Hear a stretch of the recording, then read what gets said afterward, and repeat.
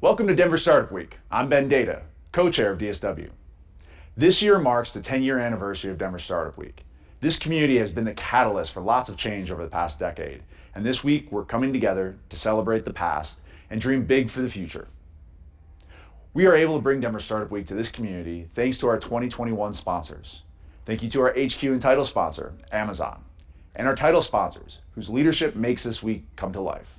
Capital One Cafe, Downtown Denver Partnership, Fluid Truck, Hotel Engine, and WeWork. And our track sponsors, who have made all of the great content you're hearing today possible. Founder Track, Kickstart, Growth Track, Friday Health,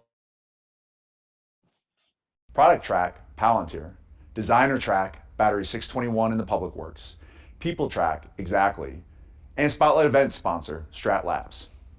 Our headline event sponsors are bringing the excitement this week. Thank you to B-Side Fun, Colorado Public Radio, Comcast, Coors Brewing Company, Denver Pavilions, Entrepreneurship at the University of Denver, Gusto, JP Morgan Chase, Method, Moss Adams, Pi Insurance, Promontory Mortgage Path, Red Bull Basement, Southwest, Tattered Cover, and VF Venture Foundry. Finally, thank you to our partner and member sponsors listed on the screen. Please say thank you to these companies as you enjoy our hybrid Denver Startup Week. And don't forget to use hashtag #DenStartupWeek to share your experience and moments of inspiration on social media. Have a great week. Early risers, all-nighters, slow pours, fast crams, post-nap, on the mat, in the stacks, phone down, volume up, complete silence. You ups? Coffee cups, pizza crusts, first semester, fourth quarter, focus 100, privacy 0, pre-test, one last check, let's go. However you study, Quizlet takes the guesswork out of your coursework. Learn it, own it, Quizlet. Hello everyone, welcome to Denver Startup Week. I'm Connor Swanson, the Developer Track co-chair along with Aaron Clark, and member of the Denver Startup Week Organizing Committee. Thank you for joining us for the 10th anniversary of Denver Startup Week. At Denver Startup Week, we strive to make all of our sessions a space where attendees can connect, learn, and grow, regardless of age, gender identity, gender expression, race, ability, or sexual orientation. A special thank you to all of our sponsors for their support in helping us to keep DSW free and accessible for all. Thank you for joining us, and have a great week.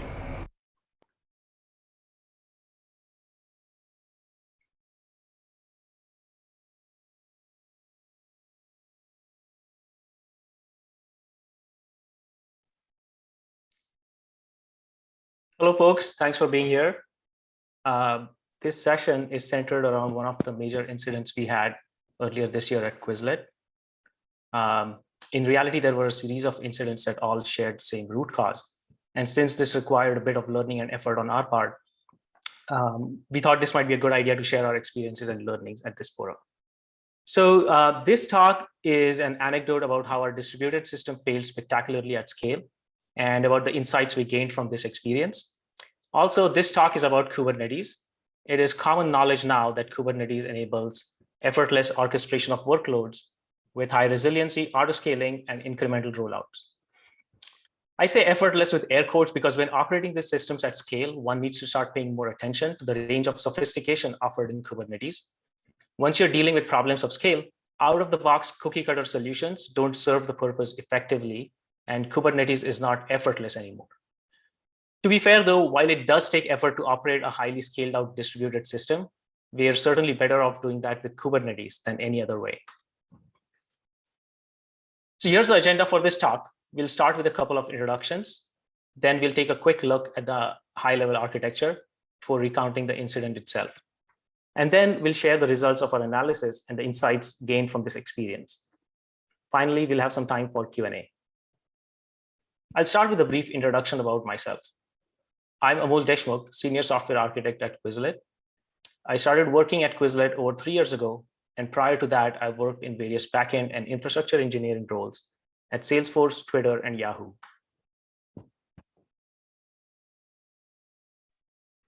And I'm Cooper Benson. I'm a site reliability and platform engineer at Quizlet. I've been here about 2 years, and I focus primarily on cloud native tech like Kubernetes.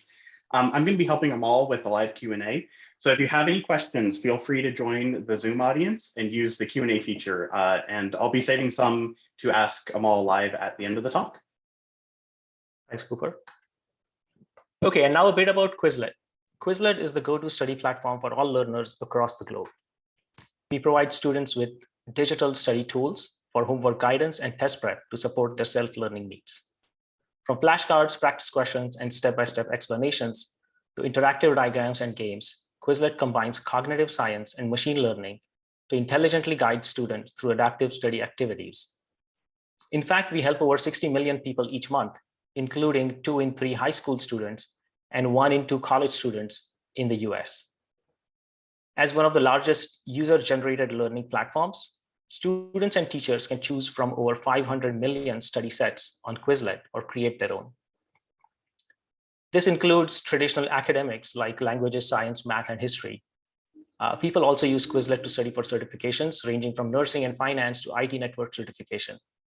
And to give you a sense of the scale of studying happening on Quizlet, over 1 billion questions are answered on Quizlet each week. And we are happy to report that 92% of students say they get better grades when they study with Quizlet.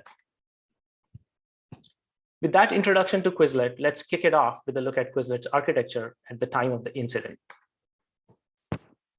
Here's a 30,000-foot view of that architecture.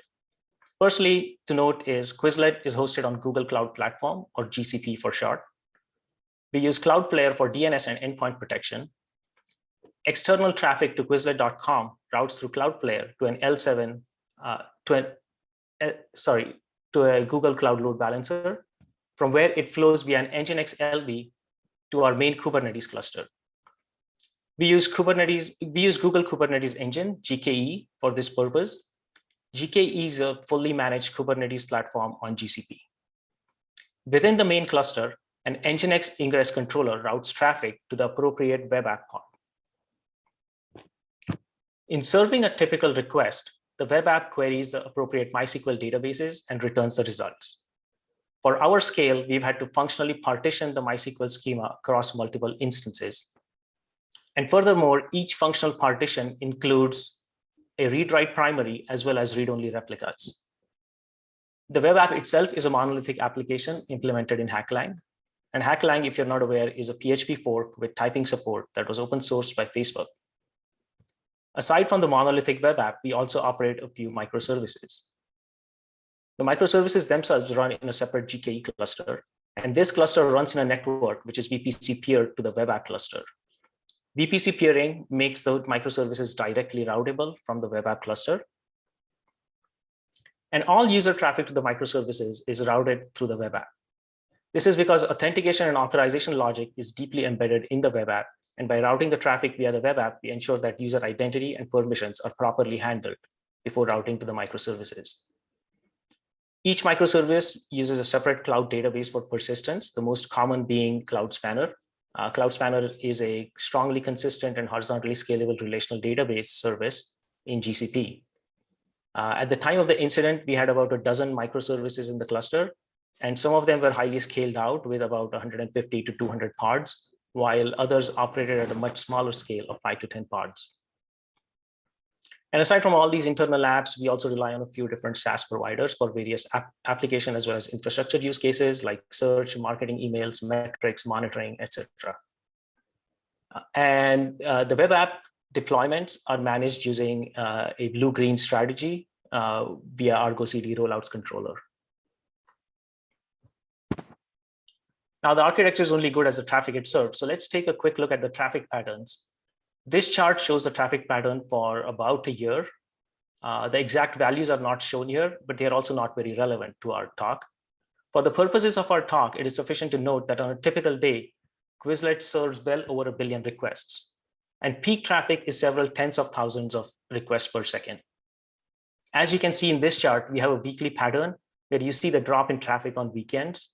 So if essentially each spike that you see in this chart is traffic for a week. There's also an annual pattern where you see the traffic drops over the summer and winter holidays. And what's not visible in this chart is that we also experience a daily traffic pattern where traffic spikes up pretty high for some hours of the day and then drops back a bit at other times. And because of this wide swing in traffic, we rely on horizontal pod autoscaling and cluster autoscaling to optimize the use of our compute resources on Kubernetes. Up until the time of the incident, the HPA autoscaler used CPU utilization as the only scaling metric. Okay, so now the stage is set for us to talk about the incident on January 13th of this year. Incidentally, leading up to the incident, if you all may recall, Slack had an outage on Jan 4th, the first Monday of this year. And at Quizlet, we were deeply sympathizing with folks at Slack for having to deal with an outage on their first working day of the year. Little did we know at the time that it would be us in less than 10 days from that event. Okay, so here's another chart. And now this is around the time of the incident. And in the backdrop is the annual chart, the traffic pattern chart that I showed earlier. And I've just zoomed out a portion of that to show the daily traffic patterns. And really what's front and center is this deep valley. Almost feels like someone cut out a portion of that chart. And that's the outage. So a few things to note is that the traffic was not close to an all-time high. If you look at the annual chart patterns, this is not the all-time high traffic, annual traffic, all-time high in the annual traffic pattern, but it is an intraday peak. And this is important because, with autoscaling, even though we are not operating at an all-time high, we are still scaling up and have sort of reached an intraday peak traffic-wise. So all this started around 8:33 a.m. Pacific time, with the first signs of trouble manifesting as several pods failing readiness checks. For the benefit of those who might not be aware, Kubernetes has a provision for a couple of different types of pod health checks. Readiness checks in particular are those that determine whether a pod is healthy enough to be routable or not. So the effect of pods failing the readiness checks is that these pods get pulled out of the pool of pods serving traffic. And consequently, you have that many fewer pods serving traffic until Kubernetes determines that the readiness checks are healthy and the pods can take traffic again. And here's the incident timeline from that event. The things to note that the early sign was pods failing readiness checks. We talked about that. And within 4 minutes, some other pods started failing liveness checks. Now, while readiness check failures stop a previously healthy pod from serving traffic, liveness check failures are used to indicate that to Kubernetes that the pod must be killed. So ultimately, the way we recovered out of this was we black holed all the traffic, we let the pods all restart, and then we started gradually dialing back traffic into the pods, and then we were all clear. So here's another look at the significant steps in the outage. An unknown event at the time caused the readiness probes to fail on a few pods. This caused the serving capacity to drop at the peak traffic period for that day.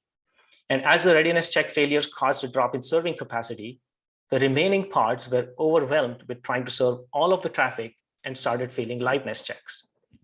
The replacements for these failed pods suffered a similar fate soon after they were live, thus causing a death spiral. And as this chart shows, Kubernetes was trying hard to do what it's designed to do by spinning up replacement pods. But the problem was the replacements were getting overwhelmed since there were not enough, since there were not enough number of them. Thus, they were failing liveness checks shortly after coming up, and the cycle repeated itself over and over. As a side note, if you've been working with Kubernetes actively and recently, you may note that Kubernetes supports a third kind of probe known as the startup probe. And the support for startup probes was in alpha status in our cluster at the time of incident, and hence we were not using them. We've since switched to using startup probes, and we also improved our approach to warming the pods using startup probes in recent times. So anyhow, after we had recovered from the incident, we performed a postmortem incident analysis. This is an adaptation of the RCA from that incident postmortem. But as you can see, the RCA left key question unanswered. We really didn't know why the readiness probe had started timing out, which set off this whole chain of events. Nevertheless, we noted this as an exploratory follow-up item to get the answers to that question. As things played out, the incident repeated 2 more times before we finally find an answer to that nagging question. The subsequent outages were not as severe since we knew the drill to recover the site, which was forcing a deploy and getting past the problem without waiting for the death spiral to manifest itself. And so now we will talk about the insights gained from those follow-up investigations. The first was the realization of a key concept that even request response traffic involves queues. And this is at least mildly surprising on first glance, since we typically associate queues with asynchronous interactions and not with synchronous interactions. So where are these queues? The networking stack has queues for buffering packets, of course, but recalling the architecture diagrams from a couple slides ago, even at the application layer, there are queues at the various servers. In our case, they were in the HHVM server processes of the web app, where requests could get queued when all HHVM workers were busy. In the microservices, which run on the JVM using the Jetty server, there's a queue for accepting requests when all threads in the worker thread pool are busy processing previous requests. In the normal course of operation, we are oblivious to these queues, but they're evident when things start to slow down. So how are these queues relevant to our situation with the outage? To understand that, we seek the help of a rule from queuing theory known as Little's law, which states that long-term average number of customers in a stationary system is equal to the long-term average effective arrival rate multiplied by the average time that a customer spends in the system. Now, this is a fairly intuitive rule, but it's very significant, especially due to how simply it can be applied. Let me illustrate what I mean by this. First, let's adapt the words of Little's law to our situation. Thus, we can now say total number of concurrent requests served by a system is equal to the average request arrival rate multiplied by the average processing time per request. So now let's say we want to support up to 1,000 requests per second. Thus, lambda in that equation is 1,000. And further, let's say that we know that on average, it takes 500 milliseconds to process each request. Okay, so now that means we can concurrently serve 0.5 times 1,000, which is equal to 500 requests. And if we process any fewer than 500 requests concurrently on the server, then requests will start to get queued, and that's not what we want. So to serve 500 requests concurrently, we need 500 workers. Workers in this context could also mean threads or processes or something similar, depending on the type of your server. Now, say if you've configured our server to have 10 workers per pod, because that's something you can certainly do with HHVM, then it means that we need 500 divided by 10 or 50 pods to reliably serve this traffic.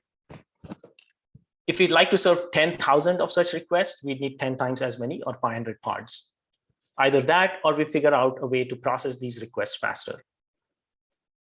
Let's park this here for a couple of minutes. We'll come back on how to apply this understanding at a later point. The next insight we had was that autoscaling on CPU utilization is not sufficient. For a typical web app, bulk of the wall time is spent in fetching data from a persistent data store or cache. In other words, in performing network I/O. The processing time is not pegged to the CPU utilization. In such cases, when the system slows down due to latency in backend network calls, the CPU utilization drops, and the net effect ends up being quite opposite of what might be really useful in this scenario. While scaling up could help provide more workers and thus maintain throughput in the face of higher latency, the autoscaler that's looking at the CPU utilization is instead signaling the pod controller to scale down the number of pods since the utilization is dropping. Okay, a third insight we had about our system was through an audit of the code base. We found that our use of timeouts was rather inconsistent and that some backend network calls use default timeouts. While most of these timeouts were already made configurable, the configurations were not all uniform. Some of the configurations expected timeout values in seconds, while others expected timeout values in milliseconds. Differences like these increase the possibility of human error, especially during an incident. Also note that timeouts are related to the earlier point about Little's law. There we talked about average processing time and average number of concurrent requests being processed. But when using that rule for the purpose of capacity planning, you really need to consider the limiting case. And so replace average processing time with the max processing time. And the way you ensure that the system can guarantee a max processing time is by using timeouts. So sure, we wouldn't be serving requests successfully when we time out, but at least we'll be protecting the system from a death spiral. The final realization was that timeouts and retries are not sufficient. They're like the two legs of a three-legged stool. And why is that? So, okay, timeouts are great at aborting long-running requests, and retries help improve resiliency to localized transient failure. But in the case of a wider systemic failure, the combination of timeouts and retries can make a bad situation really worse. So timing out and retrying requests against an already overwhelmed server can't possibly make it heal any faster. And retries of failed requests also prevent the system from serving other requests which might have succeeded. So we've discussed the insights thus far. Let's focus our attention on the solutions that put those insights to use. I mentioned earlier that we were autoscaling on CPU utilization alone, and that was not the right way to go about it. What we really needed to do was track how busy the HHVM workers were. And if we started running out of workers, we needed to autoscale to prevent the queues from building up. So to do this, we needed to track the load on the application pods in terms of the ratio of number of workers that are currently processing the request to the total number of workers available across the cluster. Now realize that the total number of workers in the cluster is a dynamic value because we have an autoscaler. We can't assume a certain value upfront. We need to dynamically query the state of the app to figure out what that value is. And when this ratio approaches 1, the autoscaler triggers the scale up event. Now, this was all clear in theory very quickly, but it required a couple of steps to get it working in our setup. And here's how we did it. First, we needed to get the relevant HHVM runtime stats for busy and idle workers exposed in the Prometheus format. Luckily for us, HHVM does expose these stats and makes them readily available, but they are not in the Prometheus format. And so all we had to do was write a Prometheus exporter sidecar that pulled the HHVM runtime stats URL and made them available over a separate endpoint in Prometheus format. This allowed us to use a cluster-wide Prometheus installed via the Prometheus operator to scrape the exporter container for the metrics. Now, these are metrics per pod, and so we needed to apply some processing to calculate cluster-wide values for the ratio. So we did that in Prometheus through Prometheus rules. And next, the HPA, which is now configured to use custom metric, uses that metric from Prometheus to issue a scale up or scale down event to the Argo rollouts controller, which in turn applies that to the pod replica set.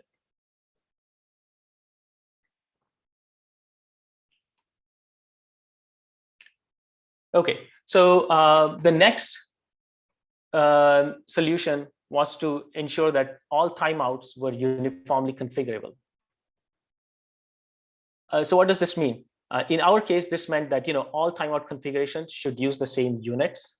And it might seem like a very trivial point, but when you're in the middle of an incident and you're trying to adjust timeouts, it does not help if some of your timeouts are in seconds and others are in milliseconds. And a typo or a misunderstanding can have very serious side effects. Additionally, we needed to enforce well-defined upper and lower bounds for timeouts. And we'll talk about that a little bit later. And all HTTP interactions must have non-default request and connection timeouts.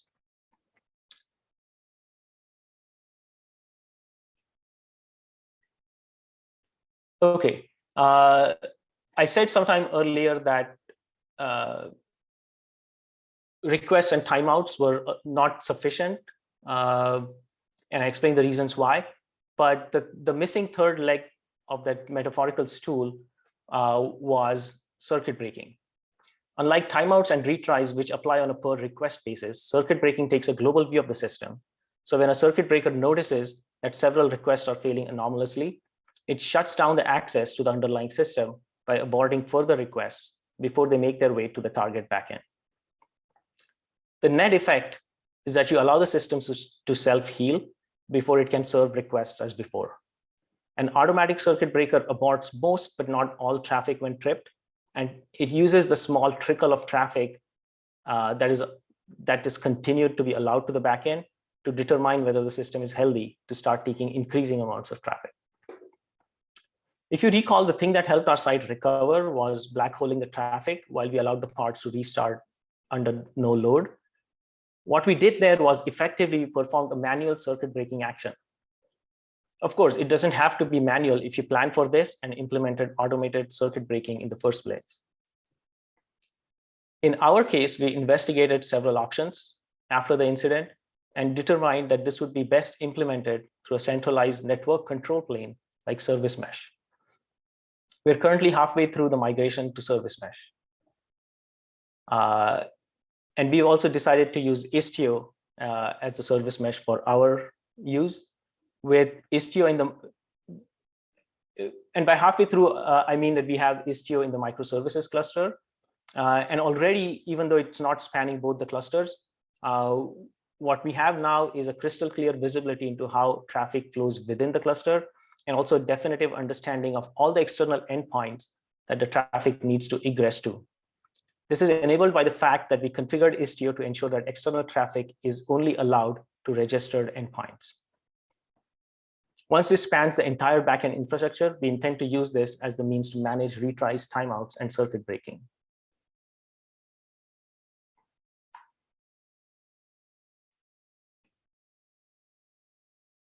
Oops.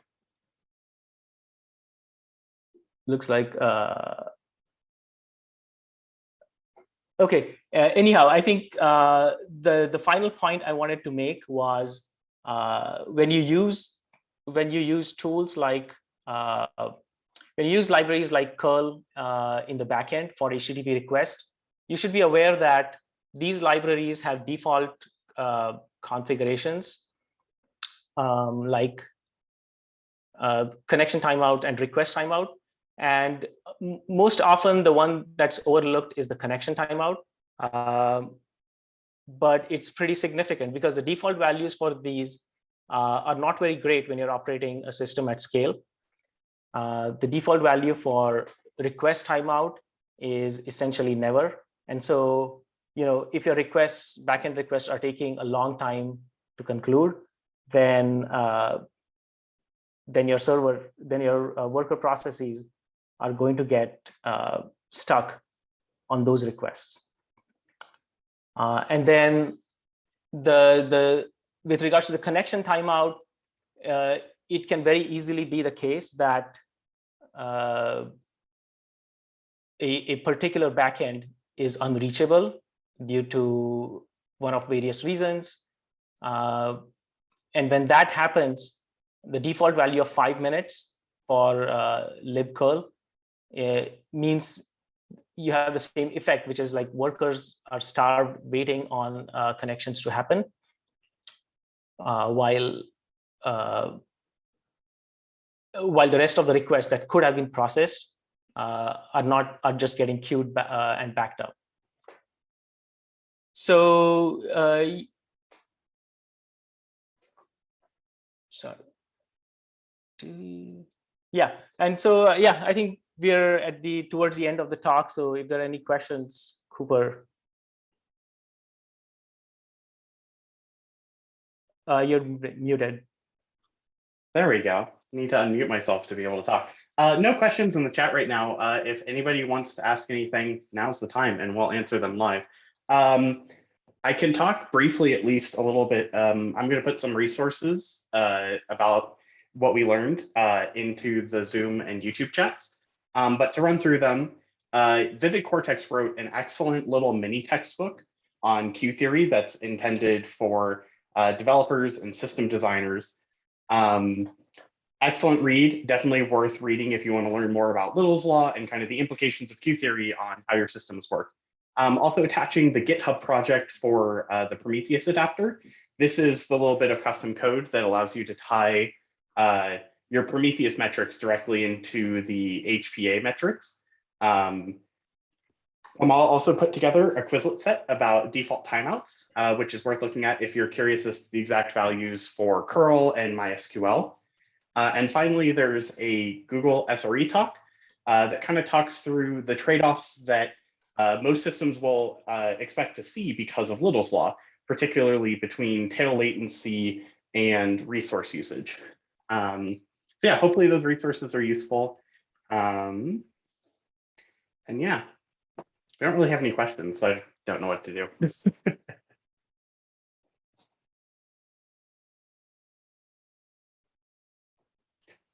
I can add one additional solution, actually, that's missing in the slides, which is there is most web frameworks will offer an option to invert the direction of the queue.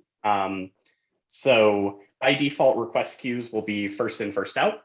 But if you're in an overload situation like we were in, it can be useful to flip to a last in, first out so that requests that are already substantially blocked don't block new requests from being resolved. So if you're having issues like this, see if your web framework offers a solution like this. Ours kicks in at about 80% of the queue depth, and it has prevented some of recurrences of this issue. So yeah.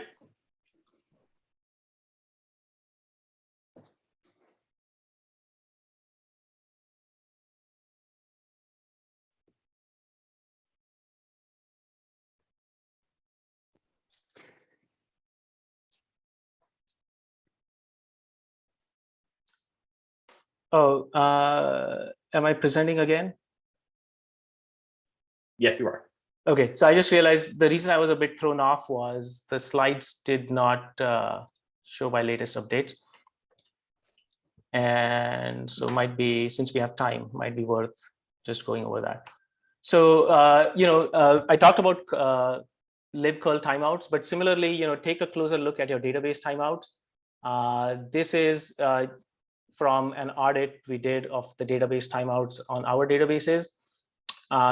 The defaults almost never make sense. There are timeouts of the order of 30 seconds and 60 seconds, and they just feel like from a different era altogether. Like you can't be waiting on databases for 30 seconds for reads when you're dealing with high scale. But the most surprising of all is by far is lock wait timeout. The default value for that is 1 year. And I can't imagine a scenario where you'd really find that useful. So, all of these timeouts, it's very important to take a very close look at them. And so this was the key slide I really wanted to end on. This is the final learning and solution I'd like to share. And I'll start first by revealing the real root cause for the series of incidents that we encountered, starting with the outage. To the best of our knowledge, there were different triggers for each of the outage, but they all exposed the same type of gap in our resilience. And it was that we did not have clear and complete knowledge of all the backend timeouts. So it was also not the case that that we are completely unaware of the timeouts, but the fact that just a couple of timeout configurations lacking attention had very likely brought the entire site down was very surprising to us. Some of these configurations went unnoticed for a long time, and others were dark launch experiments that sampled a small fraction of the requests. So here's a hypothetical example to illustrate this point. Say we have 10 workers across 100 parts, so we have 1,000 workers serving the site. And now let's say average request processing time is 0.2 seconds. So we have a capacity for 5,000 requests per second across these 1,000 workers. And let's say that we launched a we dark launched an experiment at 1% sample. So now at peak, this is taking 50 requests per second. And now let's say our dark launch samples all timed out after 10 seconds. The reasons for these could be varied. There was a bug in the dark launch, but the key here is the timeout value of 10 seconds. If you allow your dark launch to have a timeout value of 10 seconds, because it's launching at 1%, that's the scenario we're talking about. So in 10 seconds, with that dark launch experiment timing out, we'd have consumed 500 workers. And this is 50% of our capacity. If you recall, this whole incident started with just 10% of pods failing readiness checks. And so this is very significant. Like, you can run this sort of a calculation for your service and your systems. And you'll likely arrive at a similar conclusion that timeout values of the order of 10 seconds can be disastrous. It doesn't matter what scale you're really launching an experiment at, but you cannot use such high timeout values. And yep, that's it. In the meantime, we got a question. Oh, a bunch of questions. Okay, so first we have one from Brennan. Have you seen these kinds of outages when using test environments previously, or is this something that you would have only run up against in production? Thanks. Yeah, Cooper, if you want to go ahead. Yeah, sure, I can talk about this. We didn't, and this is actually kind of an issue large scale with our infrastructure, which is it is very, very difficult to reproduce issues that occur at large scale in test environments. You have to design your systems and your test environments very specifically to be able to catch these kinds of bugs. So no, we weren't able to catch it in testing, but we definitely should have been able to. And so we're working on fixing our testing environments to be able to do that. Up next, we have a question from Katie Scruggs. Hi, I'm curious as to how you make these global configuration decisions, like the min and max timeout values at Quizlet, and how those are enforced across the different dev teams. That's definitely you, a question, Amal. Yeah, so the short answer is there's no easy way. We haven't figured out a secret formula for coming up with these timeout values. But really, some of this is informed by the infrastructure itself. So let's say, we're making a call to the backend microservice. We know that they are in the same region. All of our infrastructure is multi-zone. And so these could be going cross data center, but it's still all within the same region. And so, what kind of values should you pick for your connection timeouts? All that can be informed by the exact topology of your system. So certainly minimizing these values where you can in such an informed way. And the other is if this is like a new service that's launching, then we want to have very strict upper bounds on what timeouts they have, even if it's like a experiment, not taking much traffic. And this is all really a function of the fact that we're not using async IO in our backend processing. Like if we are doing async IO, then you don't have to worry about these queues or worker starvation. But given our current model with HHVM, we certainly need to worry about these things more so than someone else running with async IO. Thanks for that answer. We have another one from an anonymous attendee. Are there application level, i.e. not service mesh frameworks for centrally visualizing and controlling timeouts? So the answer to this is going to depend largely upon your language of choice. But part of the reason that we went with a service mesh as a solution for this problem is that it's outside of the application layer. So it doesn't matter what programming language or framework you're using, Istio provides a unified way of doing this timeout work across all of your services, no matter what they're developed in. And so that's why service mesh is a really attractive solution. But I would assume that your web language or framework has some kind of application way of doing this. I just don't really know what it is. Yeah, and without knowing more. I'll just chime in there.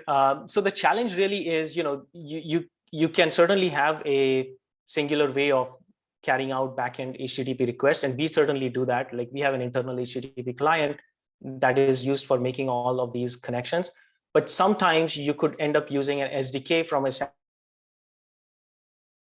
it does not give you any way of plugging in your own HTTP client, or at least not obviously.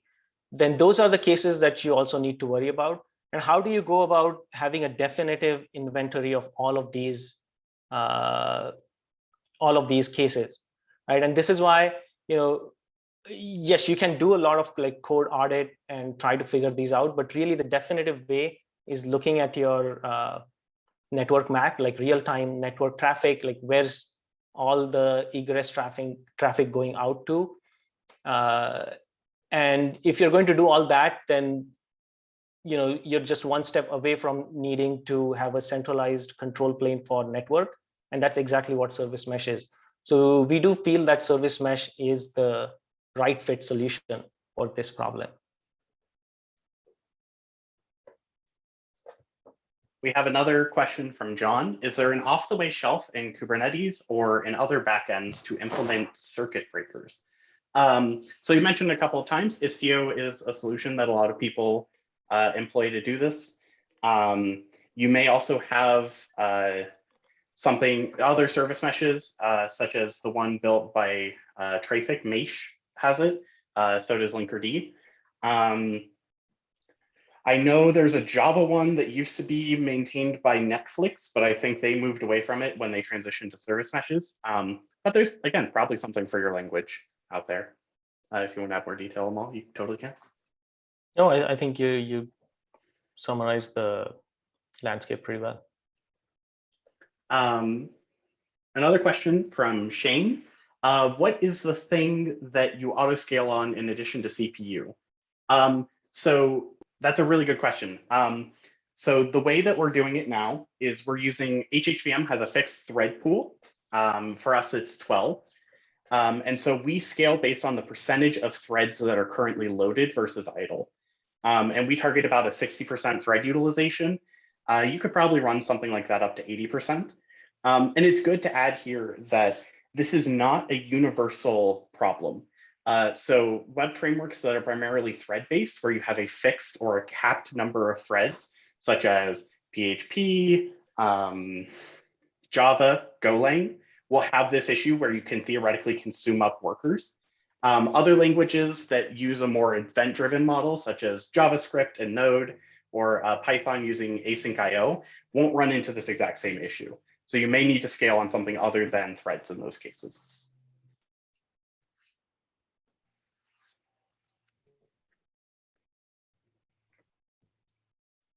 And I think that's all we have, unless somebody wants to sneak one in under the wire.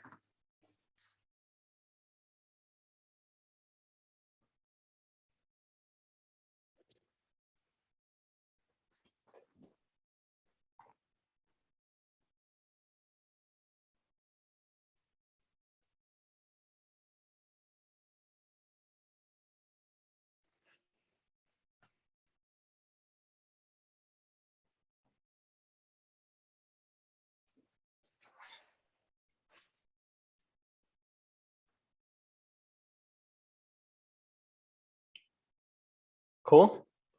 Yeah. All right. So then if there are no more questions, I think we can end the presentation. I don't actually know how to. We probably should have asked. Yeah. Yeah, I was hoping there's someone from DSW on the call, but. Thank you. Well, thanks everyone for attending and for some excellent questions. Oh, yes, thanks.